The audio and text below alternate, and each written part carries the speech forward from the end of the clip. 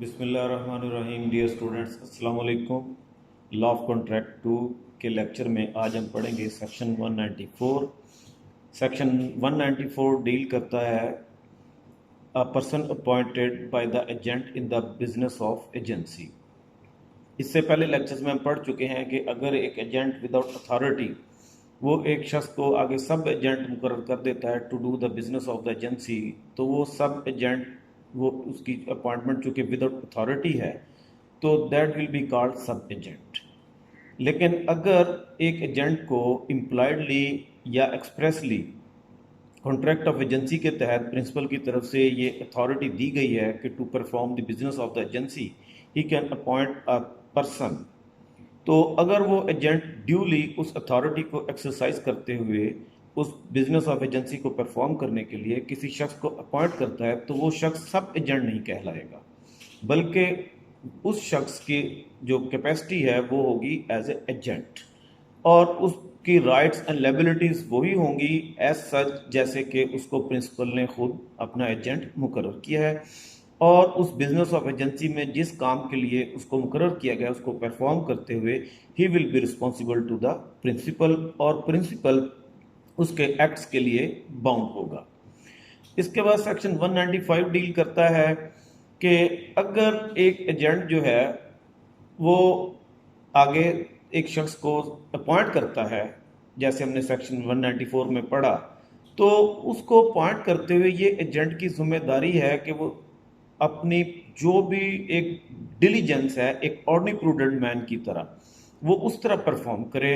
Means के जैसे अगर आप एक एजेंट मुकर्रर करना हो आपने अपने लिए, तो आप देखभाल के एक प्रॉपर शख्स जो कि आप समझती हो पूरी नेक नीति से कि वो आपके इस काम को परफॉर्म करने का अहल है, वो बदयानत नहीं है, वो इनकॉम्पिटेंट नहीं है, तो आप एक अप्रोप्रिएट पर्सन को अपॉइंट करेंगे। तो उसी तरह एजेंट भी अपनी डिस्क्रिशन मुकम्मल इस्तेमाल करके प्रॉपरली आगे उस पर्सन को अपॉइंट करे। और अगर एजेंट इस तरीके से उस शख्स को अपॉइंट कर लेता है तो उसके बाद वो एजेंट उस शख्स के काम में अगर कोई मिस्टेक होती है, वो कोई मिसकंडक्ट करता है, कोई नेग्लिजेंस करता है, तो एजेंट फिर उसके लिए रिस्पॉन्सिबल नहीं होगा। शर्त यह है कि एजेंट ने अपनी ऑर्डिनरी डिलीजेंस के साथ, नेक नीति के साथ उस पर्सन को अपॉइंट किया हो। अब अगर सेक्शन इसके बाद 196 डील करता है कि अगर कोई आदमी दूसरे आदमी के बिहाफ पे बगैर अथॉरिटी के, बगैर इजाजत के कोई काम कर लेता है तो उसकी क्या कैपेसिटी होगी। फॉर एग्जाम्पल, अगर आपने एक एजेंट मुकर्रर किया है एक फॉर अ स्पेसिफिक पर्पज, उसको आपने एक अथॉरिटी दी है, डिफाइंड है अथॉरिटी की, उसकी जिम्मेदारी में ये चीज़ें आती हैं जो उसने करनी है, और वो कोई ऐसा काम करता है जिसके लिए आपने उसको एक्सप्रेस या एम्प्लॉयड अथॉरिटी पहले नहीं दी हुई। अब प्रिंसिपल के पास क्या इख्तियार है आपके पास, आप उसको चाहे तो डिनाई कर सकते हैं, आप उसके लिए फिर जिम्मेदार नहीं होंगे,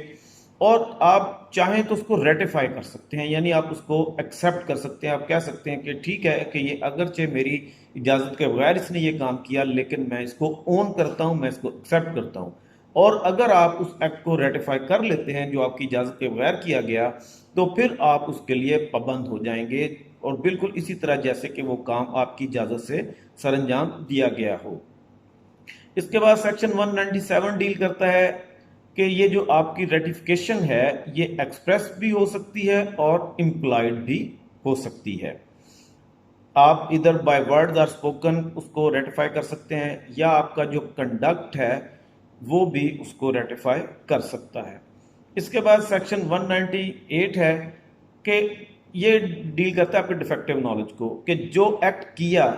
आपके बिहाफ पे दूसरे शख्स ने और आपने उसकी इजाज़त नहीं दी थी, अगर उस पर्टिकुलर केस के फैक्ट्स के बारे में आपका नॉलेज डिफेक्टिव है तो आपकी रेटिफिकेशन जो है वो वैलिड नहीं होगी। वैलिड रेटिफिकेशन करने के लिए ज़रूरी है कि जिस इशू से केस से रिलेटेड आप वेरिफिकेशन कर रहे हैं, you must have correct knowledge of the facts of that particular